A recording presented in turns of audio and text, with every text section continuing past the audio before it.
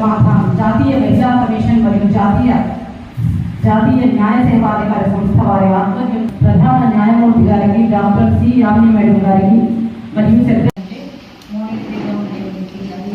బిడ్డలకి రక్షణ ఎలా వస్తుంది, ఉన్న ఇంట్లో ఎలాగా హక్కులు ఉన్నాయనే వాటి మీద, అదేవిధంగా భార్యలని 498 అంటే హింసిస్తే మానసికంగా కానీ కట్నం పరంగా కానీ శరీరపరంగా కానీ విసిగిస్తే ఎప్పుడు మీరు వాటి మీద మీరు అడగచ్చనే దాని మీద, అదేవిధంగా డౌరీ డెత్ అంటే కట్నానికి హత్య అంటే ఇప్పుడు భర్త చంపేది అవసరం లేదు.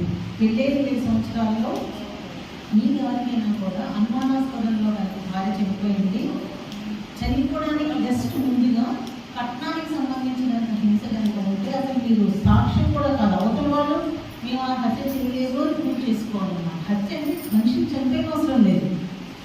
ఆ అమ్మాయి అనుమానాస్పదంగా చనిపోతే కట్నం గురించి హింసించి చనిపోయే ముందు కుటుంబ సభ్యులు భర్త రిలేటివ్స్ కానీ భర్త కానీ కట్నానికి కనుక విసిరిస్తే ఖచ్చితంగా అది డౌరీ డెత్ కింద పరిగణించబడుతుంది. ఇవన్నీ కూడా మీకు ఏవేవి అయితే ఏ నేరంలోకి వస్తాయి, అదేవిధంగా అప్పుడు మీకున్న హక్కులు ఏంటి, మీరు ఎక్కడికి వెళ్ళాలి అనే అన్ని విషయాల మీద అవగాహన కల్పించుకొని, అంతేకాకుండా బలవంతంగా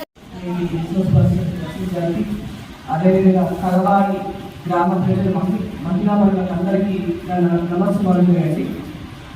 ఈరోజు మన రాష్ట్ర న్యాయ సేవాధికారి సంస్థ ఆదేశం మేరకు, అదేవిధంగా మన జిల్లా జడ్జి గారి ఆదేశం మేరకు ఎన్సీడబ్ల్యూ వారి ఆధ్వర్యం ఫౌండేషన్తో ఈరోజు మహిళలందరికీ కూడా అవేర్నెస్ ప్రోగ్రామ్ అనేది కండక్ట్ చేస్తున్నామండి.